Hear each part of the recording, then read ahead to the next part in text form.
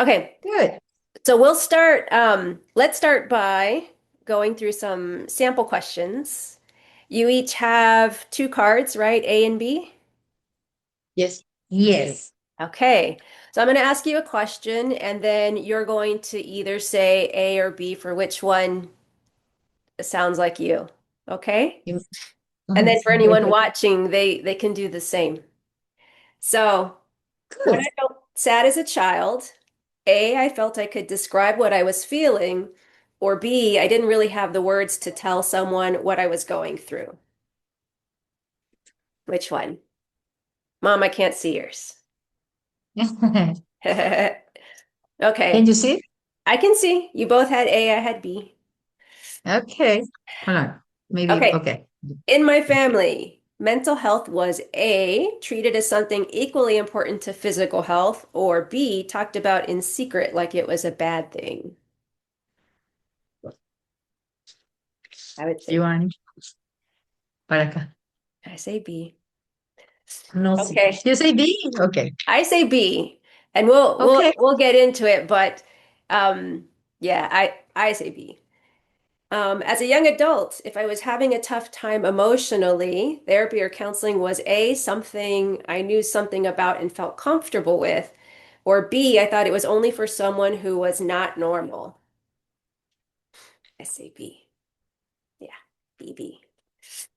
Okay. Presently, when I'm not feeling great, I A, give myself the space to process my feelings and have tools that work. Or B, I try to ignore the feelings and move along, hoping the feelings will work themselves out. What do you say? I say A too. Yeah, good. So some differences, and we'll talk about that in a bit. But this is an exciting conversation for me, especially because obviously mental health is something that I've dedicated a lot of my life to. And I think mental health, especially in Latino communities, is really important to talk about because it's gone through a lot of transformation and mental health, whether in the US or in Latin America, has seen a time where therapy, professional help, things like that were seen as only for those who were crazy or not normal. And we see some of that shifting because now there's a lot more conversation about mental health and it being as important as physical health. And I think a lot of it has to do, our individual perspectives have a lot to do with our worldview. And worldview has a lot of factors that go into it. It can be our family values, how we were raised, what we observed. And I think that's our superpower when we're born, right? Is we're good observers. And so we absorb what we see in terms of how other people perceive mental health and treat mental health. We're also impacted by world events and social events around us, right? Because that shapes how we experience the world. Um, Yes. and so today we're going to talk a little bit about our unique experiences, right? And that's just what they are, how we individually experienced mental health over time. And how our generational and cultural differences maybe played factors in some of that. And for sure, I encourage people who are listening to this to think about their own unique experiences and if they feel they're having a tough time or feel like mental health is something they need to address to seek that help. In the US, we have a lot of resources. We have 988 and it's a national suicide helpline, 1-800-273-TALK. So we definitely encourage people to, if there's not just, if there's just one takeaway, to really seek the help if they feel they need it. And maybe this conversation will help people think about that. So, I'm going to ask you a series of questions, and that hopefully will charge our conversation. Does that sound good? Good. Great. All right. Okay. So, the first question that I have is thinking back to your childhood and your young adulthood. How was mental health treated in your immediate family? Mom or aunt? Which one you want? I picked, I'll say, Mom, you go first. Okay. Okay. Well, when I was a child, it was easier for me to express my feelings than as growing an adult, that one begins to keep some things inside. Like you were saying, it has a lot to do with the culture and the times, because of course I was a child in the late 50s and early 60s. So there was really no mention of getting professional mental health issues, whatever problems or misbehaviors. Our parents will talk to us, or we would have a consequence for a misbehavior. But as a child, mental health, professional help was not really mentioned that much. Mm, okay. Mhm. And that makes sense Okay. because your parents also were from the greatest generation, which was a generation that went through a lot of um, hardship between the Depression and significant wars and so forth. I think a lot of them, they were just enduring a lot of hardship. And I don't know if that added a layer in terms of specifically for your family, um, willingness to talk about certain things, right? Because it might have been more fueled by just get through certain things. And I think that bled into your generation, which is boomer generation, because you were the post-war babies and you also had some of that flavor of enduring things and powering through things. But then we talk about Latin America in particular and the idea of professional therapy. That might have been a piece of it too, right? It may not have been as openly talked about in terms of seeking that professional help. I don't know if that was your experience at Lauda. Well, exactly my same experience, even though we have some differences, but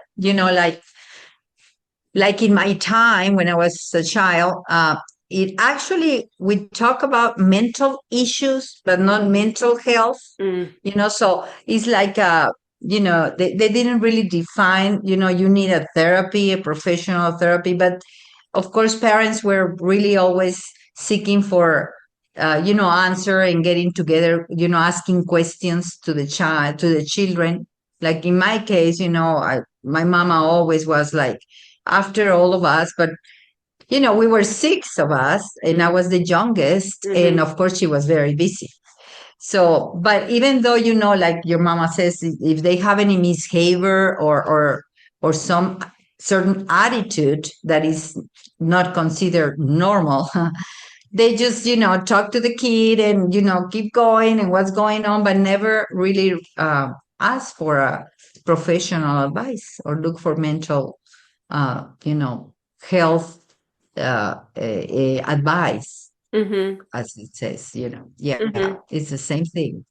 hmm Now, in your family, you said you're two of six, and so I'm curious if in your family there were any, whether they were siblings or extended family, anyone who was considered to have a more serious mental health issue, where it required the professional help and how it was talked about or looked at within your family.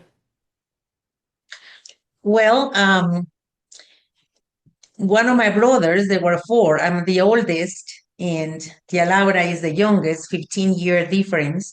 But in the 70s, one of my brothers was involved, was part of a rock music group.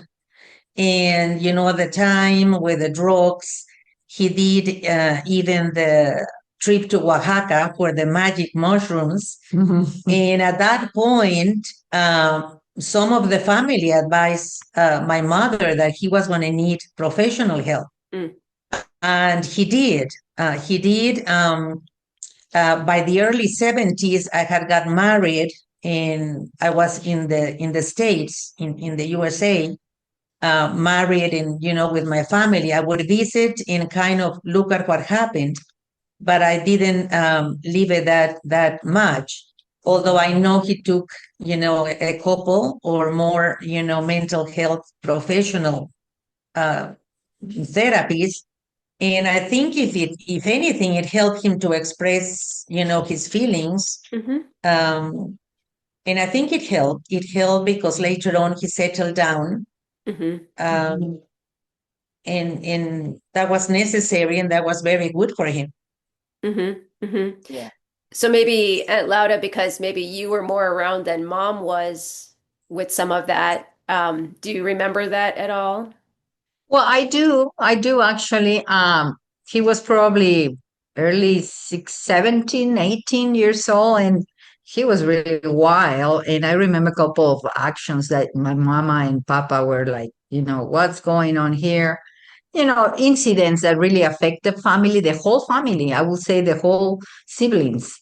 Um, and that's when she really, because my father usually was more, more talking person, but not apart to making really good decisions. Like maybe he didn't believe in therapy, I would say. Mm. My mama was more open, more ahead of her time. So yes, she got this advice, and I do remember that she took him to a couple of sessions, for a therapy, professional therapy. And I would say, just to add on that, I think it did help him. Nowadays, he's alive. He's one of our brothers alive, Hmm. and he is very involved with social people. Being very social person, and she had three kids of her. He has three kids of his own, and one of them that was actually very wild as well. She decided to study psychologist, just Mm. like you. Mm. And now she's practicing, and I think they're doing very well so far. We get in touch more often, and yeah, I think they improve That's interesting. finally. Yeah, Finally. Well, that is interesting because, I mean, you would think maybe, right, he had a good enough experience where maybe he conveyed that to his daughter, who then saw real value in continuing professionally working on mental health.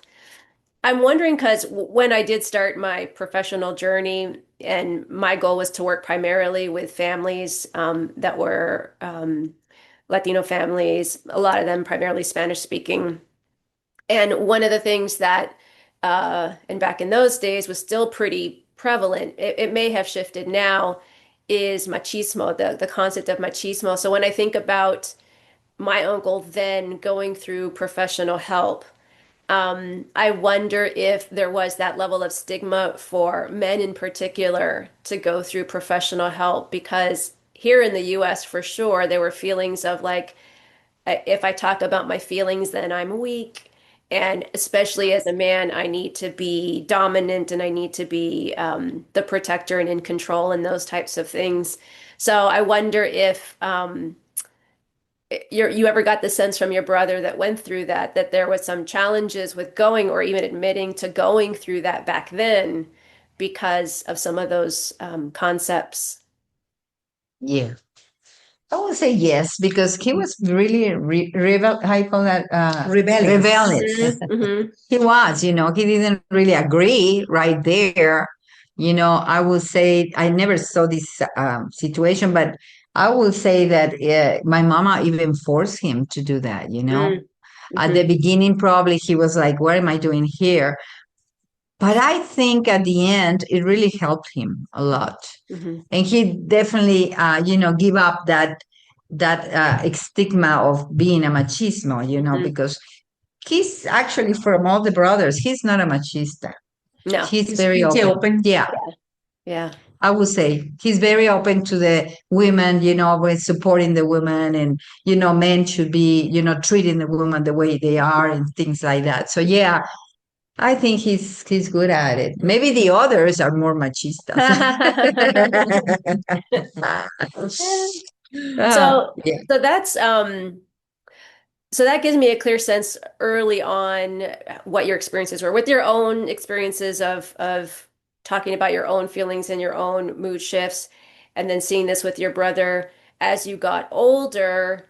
How did your approach to mental health change? Did you see a change in the way that you handled your own struggles as an adult? And Mom, you could share first if you want.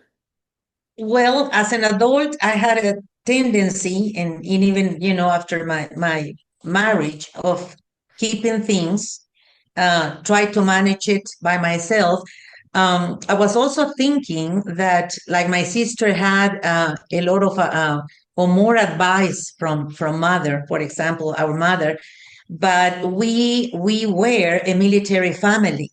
So we really didn't have family or close friends because every couple of years we would move. So we had a tendency as an adult in trying to, talk to my own children, um, you sweetie guys. Um, we kind of kept it, in the family, trying to work it out because, yeah, we didn't have in that particular case the help or advice of family. Mm-hmm. Mm-hmm. And that just triggered a thought for me because I really didn't talk about my own experiences as a child into adolescence. I think being part of a military family also played into my sense of um, the ability to express yourself if you had any um, strong feelings, whether that was sadness, anger, those types of things, that it wasn't really. I think emotion was weakness, was sort of the message growing up. And that might have been the military influence more than anything.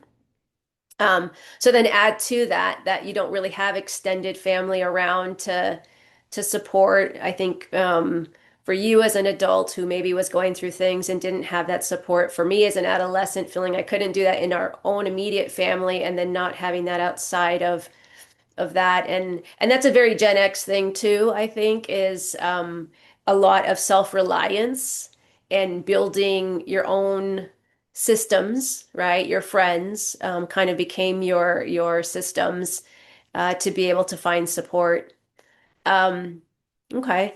And Lauda, for you Mhm. as an adult, how did things shift, if they did, in terms of how you handled your own mental health? Same thing. Actually, myself, I was lucky to have very close friends, and that's actually when we talk about feelings. When you're in teens, talking about how you feel, and the boys, and the situation in the school, and I think to myself, I speak more to them and express my feelings to them more than my family. I would say. Again, my mother was busy. I'm a twin. I have a twin brother. So, she was always like exploring everybody there at the same time. But definitely, I would say that if I wouldn't have my friends, I probably would get stuck in, because I can see that I blow up all the time. I was, very, very, how would I say, emotionally blow up Hmm. when I got really desperate. Even my friends have to handle, these situations with me, Hmm. Hmm. because if I got frustrated, I was just mad, and they had to pass this with me, and they have to experience this with me, because when I went home, my mama was busy, right? So I didn't really want to have them bother about me. So I did kind of hide some feelings with them. But Hmm. lucky enough, I have these friends that we usually talk about Yeah. things. Yeah. Yeah. And we cry and we dance and these things, but yeah, Yeah. Well, and that's a great point I think so. because you know having an outlet to proactively deal with some of the things you're going through is sometimes the key to not having these blow ups. And um I think it's important to recognize that there were times maybe you had those blow ups, and I wonder if those blow ups negatively affected some of your relationships. Oh, yes, definitely. First of all, girlfriends, maybe not everybody will understand my attitude. I mean, if I had many friends, I only kept five of them really, really close, that you know, they understand me and the way I was. And nowadays, of course, I realize and say I was really a pain in the neck, Mm, because I could hurt people yeah. saying things, and that wasn't good. And probably that took me, adding to that, that probably changed my character, the way I was, because my father, when I was 18 years old, 17 years old, I just got out from university, from school. He told me right there, sweetie, you have to help here. You need to be looking for a job and things like that. So I took a lot of responsibility on that. And from there on, my life has been about responsibility, controlling, providing.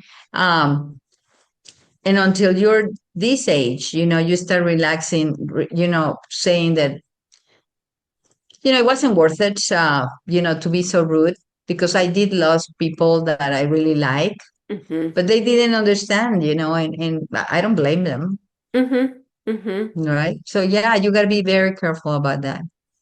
Yeah, yeah. And that's tough because being put in a position of responsibility so early, and like you said, it set you on a track to, from that point on, to be someone who had a lot of responsibility, um, is a lot to take on. And it almost puts you in a position of taking care of others pretty early on.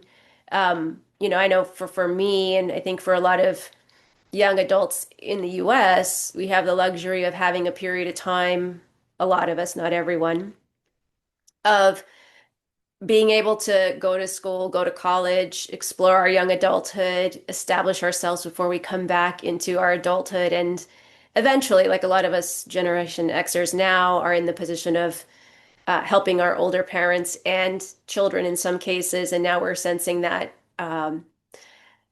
pressure of responsibility. But you got that pretty early on. So it seems on one end pretty natural that you might have taken in a lot, not really expressed a lot outwardly until it finally reached a point where it was something that was explosive or that, made some people see you have these moments where maybe you got angry or whatever it was. So while it was understandable, now you can reflect and you can say, I wish I would have done something more proactive so I wouldn't have exploded and potentially lost those relationships. Yeah. Exactly. Now, for Yes. you, for mom, you said you didn't have a lot of surrounding support. But for you, even expressing your feelings, because that is a big change too, right? Going from being with your family, where as a child, adolescent, you had family that you could find support with, into moving into your immediate family unit and not having a lot of support around you. How are you with expressing tough times, tough feelings in that system To me or to to you? mom? Well, Ah, um, one of the things that I would have done different, because I would keep a lot of mm, strong feelings or disappointments or hard times. I would keep it to myself. Hmm. Uh, try to do the best I could with what I have at the time. Hmm. And unfortunately, by keeping things like that, you let things happen that I would have done different, talking more openly, Hmm. and expressing my feelings. Hmm. Communication, I realize, is really important. Yeah. Yeah. mm. And did you, in holding a lot back or holding a lot in, did you face any consequences, kind of like Aunt Lauda, where maybe she held on to a lot and had moments where she kind of blew up?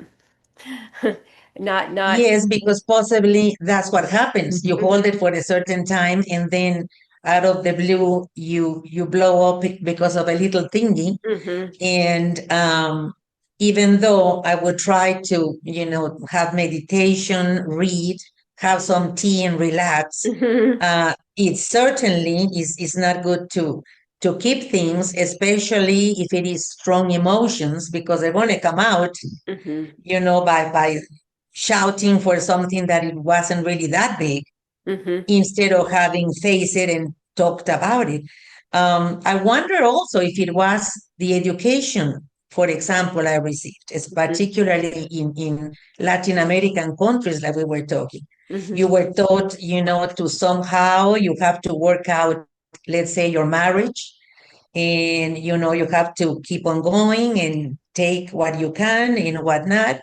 And that, of course, was those days. I'm glad that nowadays, a woman feels sure enough to say, what she feels and stand with the right she has. Mhm.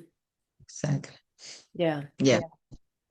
And I would say as an adult, um, for myself, I think, well, and I think a big piece of it was eventually getting into the field of mental health. But I think prior to that, um, going from young adulthood, from adolescence, young adulthood, where I kept a lot of things to myself and probably didn't even really share too much with friends.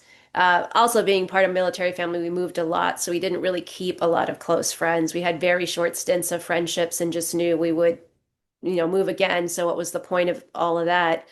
Um, I leaned a lot on myself, and I think once in college, finally found a core group of friends that I think helped me get through a lot of the struggles that came out in school because jumping into young adulthood and on my own for the first time really on my own in my undergrad college I think made me really face a lot of the challenges that I kind of pushed to the side as an adolescent. And of course, now as an adult, learning about the ways to manage mental health better and to have conversations about it and to always know what my own tools are to help when something's not going right have really moved me along in really balancing my mental health, treating it as important as my physical health. I'm wondering for the two of you, what are the tools that you picked up? And I know you've been doing a lot of reflecting now as older adults, right? Like moving into that phase and reflecting back. What were some of the things you learned along the way that have become helpful tools to manage the tougher times? Well, for me, the tools would be I relied a lot on my faith, Mhm. on reading about whatever situation or problem, and reading also in general was a way of you know relaxing or getting away from the present. Meditation, um, and yeah, that would help. Although I would rather have had the um, well, I don't know if it is a strength or courage to speak out what I thought instead of trying to, work it out by myself. Mhm. Mhm. I would say that you should always have a very healthy life overall, like food, exercise, dancing, friends, talking. There are people that would love to talk about anything. And of course, if you're a quiet person, might be harder for you. But just being there for anybody or talking to a group of people, even, dance classes or going to the gym. I mean, any kind of things that really you feel is really necessary for your life and you feel that is good for you because you have to believe in that kind of life, of course, right? But nowadays that, these young people stay hours and hours in front of a computer and you have the access to whatever. I would say natural, just going outside and breathe air and talk to someone. And of course, if you feel stuck and if you feel that you are, holding things, I would say seek for professional Mhm. advice. Mhm. Hmm. Yeah. Very important. And I'd agree with all that. I think that for me, Um, exercise is actually really big for my mental health because when I don't get to work out, I know that I am more in my head about things, and usually that triggers, um, you know, um, frustration, anger, things like that. But also, I think being very intentional, like you're saying, Aunt Lauda, about the choices you make and what you give your energy to um, like in the morning, just being really grateful for the beginning of a day. And mom, you might call it meditation. And when I'm stretching before my run, I think a lot of that time is spent clearing my head and just appreciating a new day, trying to put whatever is in the past is in the past and focus on today. And some of that is even, it's hard not to stop the noise of things that have happened or things you regret, but giving a limited amount of time to thinking about that. And I give a minute to think about that and then I have to move on. Journaling helps some people. I used to journal, I used to write. I do on occasion, but sometimes it helps to get those things out, just to get them out of your head, because a lot of it can be rehashing things in your mind that are Exactly. already past, and so Exactly. it's really about just getting it out. But I'm with you too. I think for anyone listening to this, if you're struggling and you have support, but that's not enough, definitely considering professional support. It's there. It's something worthwhile to use. So, Yes. any any last thoughts you have for anyone who might be listening to this as far as um, on their own mental health journeys? Anything you want to leave them with? Well, I would say um, communication is important. Don't keep things inside without having to be offensive or anything like that, but speak your mind. Definitely try to learn from mistakes in the past, but like you were saying, live today. Be kind and the best you can be to your loved ones, to friends, to people around you, and be thankful for today. Use today and learn from the past. But we have to sometimes, pass that and live for today. And definitely, if you think you need mental health help, therapy, go for it. Yes, totally. I have a nice habit every morning when I wake up. Like you say, I first of all I appreciate. I thank that I'm alive, that I have a chance to live that day and to enjoy people that I love, and enjoy things that I like. And doing through the meditation, I would say, always appreciate what you have, because I mean, we're blessed on what we have. Uh, we're in a very good world, I would say, so far. But your loved ones, you have people that are really taking care of yourself, or you know they care for you. And like your mama says, communication is essential. uh, Another thing is, do not take things personally. Sometimes people are aggressive for a reason. You just need to realize that people are upset for something. It doesn't mean that they're like that all the time, but I mean, put put yourself into their shoes, whatever you can happen. And then, like your mama says, I mean, if you really block out, or hold into someone, and you, I mean, into something that you are stuck, look for help. Yeah. Look for professional help.